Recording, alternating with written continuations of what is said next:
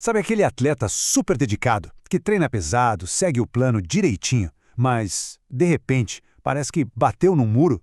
O desempenho cai, a recuperação fica péssima, a energia simplesmente some. O que está acontecendo? Bom, é exatamente isso que a gente vai desvendar agora. A gente conhece bem essa história, né? Aquele atleta que acorda antes do sol nascer, dá o máximo em cada treino, vive e respira o esporte. A disciplina está lá, o esforço é gigante, mas os resultados simplesmente pararam de vir. Essa é a grande questão. E a resposta não tem a ver com falta de vontade ou dedicação, não. O buraco é mais embaixo. Uma questão fisiológica, um verdadeiro mistério que a ciência do esporte está começando a entender. E as pistas, olha, levam para um lugar bem inesperado. Nossa investigação começa aqui, pelas primeiras pistas que os cientistas estão seguindo. O que o atleta está comendo. E, mais especificamente, dois fatores se destacam como os principais suspeitos dessa história. De um lado, a gente tem a baixa disponibilidade de energia, ou LE. Pensa nisso como um tanque de combustível que nunca está cheio o suficiente para o corpo dar conta da vida e do treino. Do outro lado, a gente tem a dieta baixa em carboidratos, ou LCH, que é uma escolha deliberada de cortar uma fonte específica de energia. E aqui está o pulo do gato. São coisas diferentes. Um atleta pode até comer calorias suficientes, mas se não tiver carboidrato, o problema aparece. É aí que a nossa investigação se aprofunda.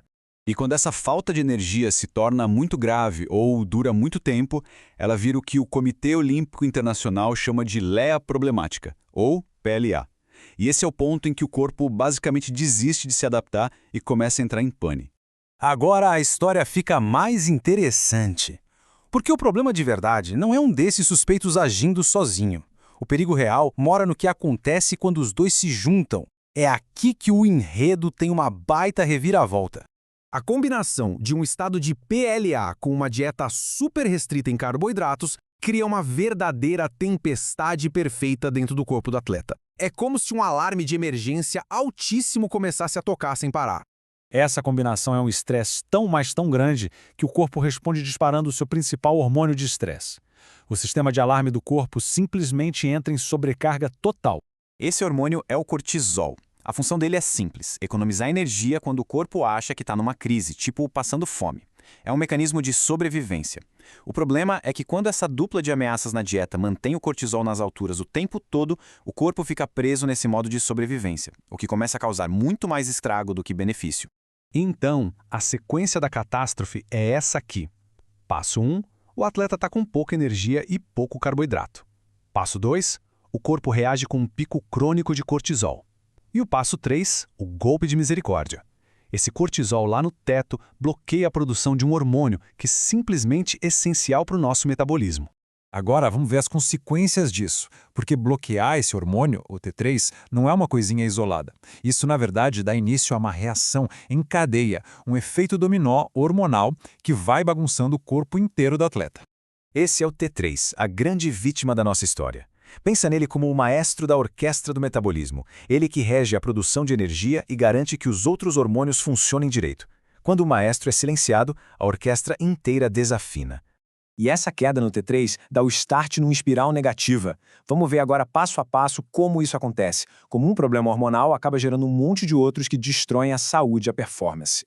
Então, tudo começa com a combinação de PLA, dieta baixa em carboidratos e treino pesado. O cortisol alto serve como catalisador, e o resultado direto é um estado de T3 baixo, uma condição que o corpo entra numa tentativa desesperada de economizar cada gota de energia. A primeira peça do dominó a cair, a saúde reprodutiva. O T3 baixo desregula totalmente o eixo HPG, que é tipo o centro de comando dos hormônios sexuais. O resultado é a queda de testosterona, estradiol, progesterona, hormônios vitais para a saúde de qualquer atleta. Logo em seguida, o crescimento e o reparo muscular vão para o espaço. A produção do hormônio do crescimento e do IGF-1 é cortada.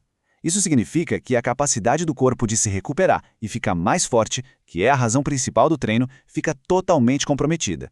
E a cascata continua. A produção de glóbulos vermelhos cai, o que pode levar à anemia. Os músculos ficam mais fracos e o metabolismo geral desacelera, o que só piora o problema de falta de energia. O atleta acaba preso num ciclo vicioso. Certo, o cenário é complicado, Mas como é que a gente fecha esse caso e sai dessa armadilha?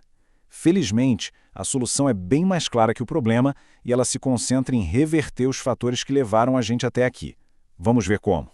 Mas antes, a gente precisa reconhecer um problema cultural. Esse medo de carboidrato, o tal do carb shaming, é uma coisa real no mundo dos esportes. E essa mentalidade pode levar muitos atletas, sem nem perceber, a adotar justamente as práticas que dão início a toda essa bagunça hormonal. As lições que ficam são bem diretas. É fundamental evitar a combinação perigosa de PLA com baixo carboidrato. A ingestão certa de carboidratos tem que ser prioridade.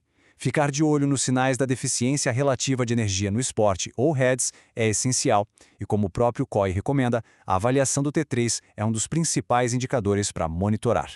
Isso tudo nos deixa com uma pergunta final, uma reflexão para todo atleta e treinador. A estratégia de alimentação que está sendo usada hoje, ela está construindo um corpo mais forte ou está silenciosamente sabotando todo o trabalho duro? A resposta para essa pergunta pode ser a diferença entre um novo recorde pessoal e um platô de performance sem fim.